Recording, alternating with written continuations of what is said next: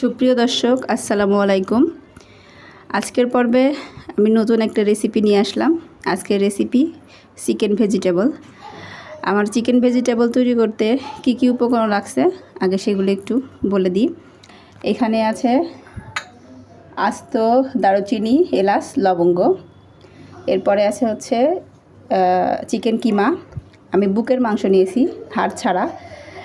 এরপরে আছে কাঁচামরিচ এবং পেঁয়াজ ফালি করে কাটা, পেঁয়াজ কিউব করা। আর এখানে পেঁয়াজ, রসুন, আদা আমি বেটে নিয়েছি। এখানে লাগবে রান্নার তেল, সামান্য পরিমাণে সয়া সস, লাগবে দুধ, এরপরে লাগবে হচ্ছে গাজর, চাল কুমড়া, পেঁপে। চলেন আমরা রান্নাটা শুরু করি। আমাদের রেসিপিটার জন্য প্রথমে আমরা নিয়ে নেব রান্নার তেল। আমাদের পাত্রটা গরম হয়ে গেছে, আমরা এখন পরিমাণ মতো রান্নার তেল নিয়ে নেব।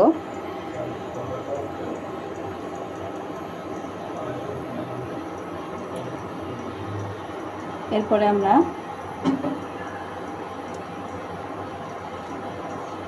দিয়ে দেব গোটা এলাচ, দারুচিনি এবং লবঙ্গ।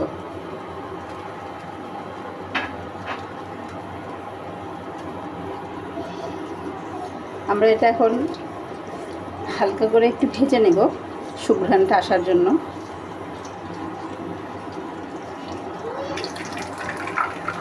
এ পর্যায়ে আমি দিয়ে দেব আমাদের চিকেন কিমাটা।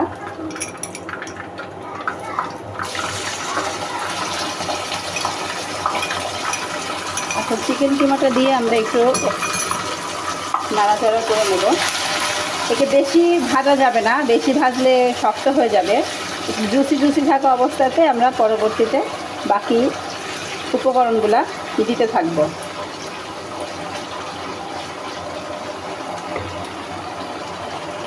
এই পর্যায়ে আমি লবণ দিয়ে দেব।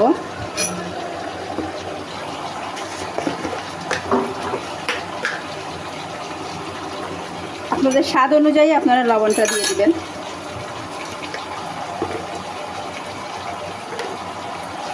লবণটা দিয়ে একটু নাড়াচাড়া করে নেব।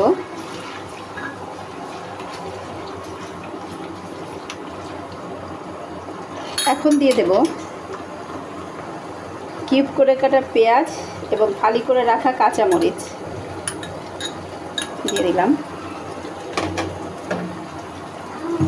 এখন এটাও নাড়াচাড়া করে নেব।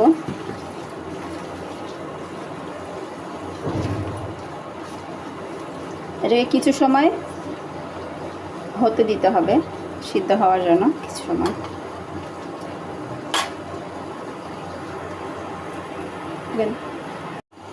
আমাদের পেঁয়াজ এবং চিকেনটা মোটামুটি একটু কষানো হয়ে গেছে। এই পর্যায়ে আমি আদা, রসুন এবং পেঁয়াজ পেস্ট দিয়ে দিচ্ছি।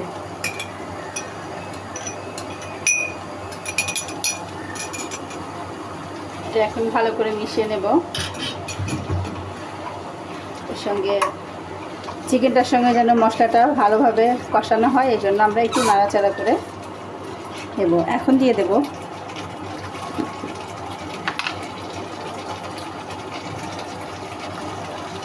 সামান্য পরিমাণ ধনিয়ার গুঁড়া।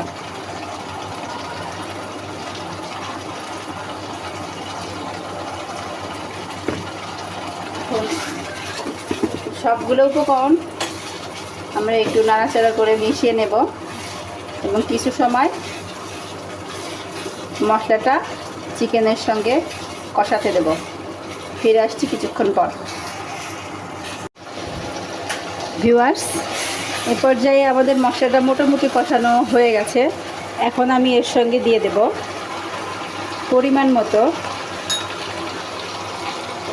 Soya sauce. সয়া সসটা দিয়ে আমরা একটু নাড়াচাড়া করে নেব।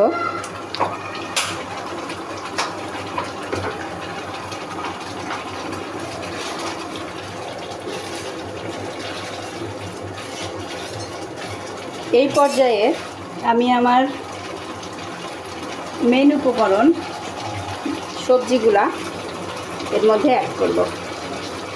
দিয়ে দিচ্ছি সবজিগুলা।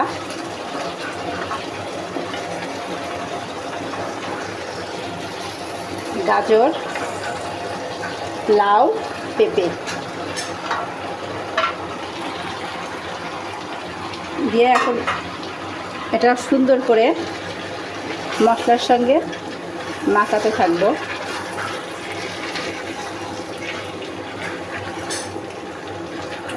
সুন্দর মতো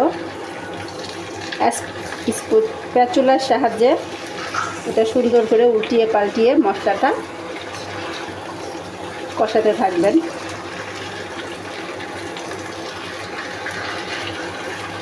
যাতে করে প্রত্যেকটা সবজির মধ্যে মশলাটা যেন ভালোভাবে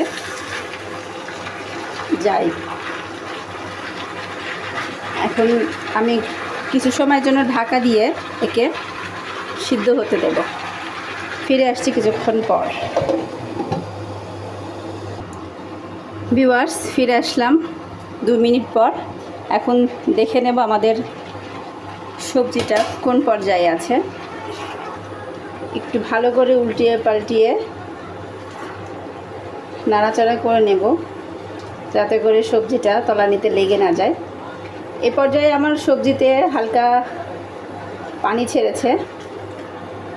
আমি এখনই পানি অ্যাড করব না, সবজি থেকে যে পানিটা বের হয়েছে এটা দিয়েই আমি সবজিটা কষাতে থাকব। ফিরে আসছি 5 মিনিট পর।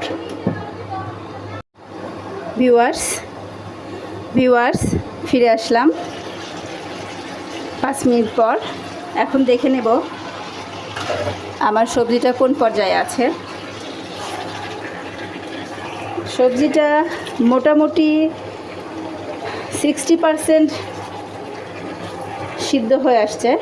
এ পর্যায়ে আমি আমার এই সবজিটাতে আমি পানি অ্যাড করব না, কেননা সবজি থেকে অনেকটাই পানি ছেড়েছিল এবং সেই পানিটা দিয়েই 60% সিদ্ধ হয়ে আসছে। এখন আমি লাস্ট উপকরণটা দিয়ে দেব, এটা হচ্ছে গরুর দুধ। আমি এইখানে কাঁচা দুধটাই দিয়ে দিচ্ছি। আপনাদের কাছে যদি গরুর দুধ না থাকে, আপনারা গুঁড়া দুধ পানিতে গুলিয়ে এ পর্যায়ে দিতে পারেন। এখন আমি এটা একটু নাড়াচাড়া করে বাকি সময়টা সিদ্ধ হতে দেব। আপনারা এই পর্যায়ে যারা টেস্টিং সল্ট খেতে পছন্দ করেন তারা টেস্টিং সল্ট অ্যাড করতে পারেন। আমি আমার বাচ্চাদের টেস্টিং সল্টটা দিই না, এই জন্য আমি স্কিপ করেছি। এখানে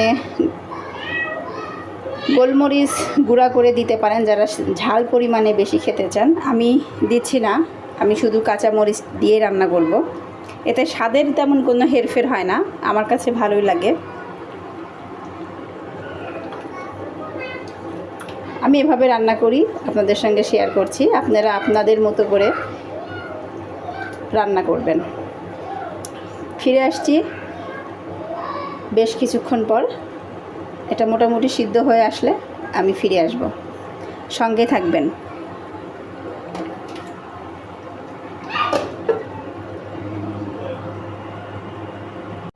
ভিউয়ার্স, ফিরে আসলাম বেশ কিছুক্ষণ পর। এ পর্যায়ে আমার সবজিটা কোন পর্যায়ে একটু দেখে নিই। আমার সবজিটা প্রায় হয়ে গেছে,